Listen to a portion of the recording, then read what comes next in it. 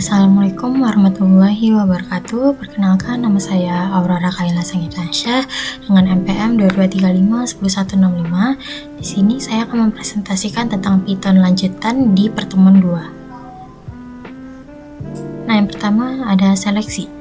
Pernyataan seleksi dalam Python digunakan untuk membuat keputusan berdasarkan kondisi tertentu. Ada 3 jenis utama dalam pernyataan seleksi ini. Yang itu pertama yaitu if. If ini adalah pernyataan untuk mengevaluasi kondisi logis pertama.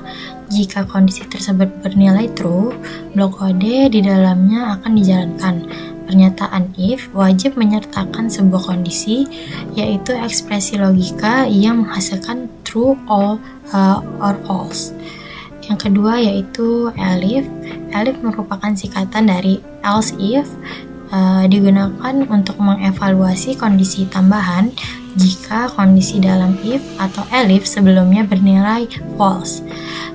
Kita juga bisa menambahkan beberapa pernyataan elif untuk memeriksa berbagai kemungkinan kondisi. Yang ketiga ada else, digunakan untuk menangani kasus ketika semua kondisi if dan elif sebelumnya bernilai false. Blok else akan dijalankan tanpa kondisi. Selanjutnya ada looping while. Pengulangan dengan while di Python adalah struktur kontrol yang memungkinkan sebuah blok kode dijalankan berulang selama suatu kondisi bernilai true. Pada dasarnya, while akan terus mengevaluasi kondisi sebelum menjalankan blok kode. Jika kondisi berubah menjadi false, pengulangan akan berhenti. While digunakan ketika jumlah iterasi tidak diketahui sebelumnya, tetapi didasarkan pada suatu kondisi logis yang harus dipenuhi.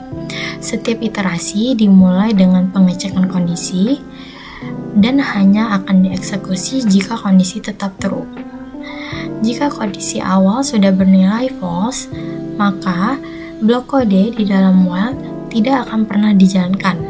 Sebaliknya, jika kondisi selalu true tanpa ada mekanisme untuk menghentikan pengulangan, maka ini akan menyebabkan infinite loop atau looping tanpa akhir.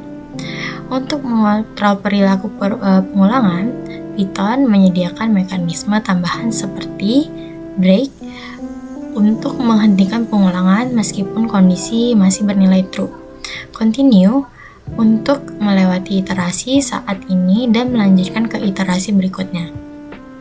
Struktur ini memberikan fleksibilitas dalam mengatur pengulangan berbasis kondisi yang dinamis, namun penggunaannya membutuhkan perencanaan yang hati-hati untuk mencegah masalah seperti looping tanpa akhir atau kesalahan logika. Selanjutnya ada looping for. Looping dengan for digunakan untuk iterasi elemen dalam koleksi seperti list, tuple, atau range. Contohnya, for in range 5 maka print i. Selanjutnya ada operator. Operator di Python digunakan untuk operasi terhadap nilai variabel. Ada comparison, yaitu membandingkan dua nilai, misalnya lebih kurang sama dengan. Aritmatika memberikan operasi matematika dasar, misalnya tambah, kurang, kali, dan bagi. Logika, operasi logika and, or, not. Identitas, mengecek identitas objek, is dan is not. Keanggotaan, mengecek elemen dalam koleksi in dan not in. Contohnya, print 5 lebih dari 3 yaitu true, print 10 tambah 5 adalah 15, dan print true and false adalah false. Error handling. Penanganan error di Python dilakukan menggunakan try except, zero division, error, kesalahan pembagian dengan 0, value error, tipe data tidak sesuai, tipe error, operasi pada tipe data tidak valid, name error, variabel tidak ditemukan, index error, indeks di luar jangkauan, key error, kunci tidak ditemukan dalam dictionary. Contohnya, try hasil 10 dibagi 0, accept zero division error, print tidak dapat membagi dengan 0. Function adalah blok kode yang dapat digunakan kembali. Fungsi bawaan misalnya len, print. Fungsi buatan pengguna didefinisikan dengan def. Contoh def sapa nama, return halo nama, print sapa Budi. Variabel scope adalah cakupan variabel mengacu pada di mana variabel dapat diakses. Lokal berlaku hanya dalam fungsi tertentu. Global dapat diakses di seluruh program. Non-lokal variabel lokal pada fungsi luar dalam fungsi bersarang. Contoh x sama dengan global, def fungsi x lokal, print x, maka fungsi outputnya lokal, print x, outputnya global. Implementasi function.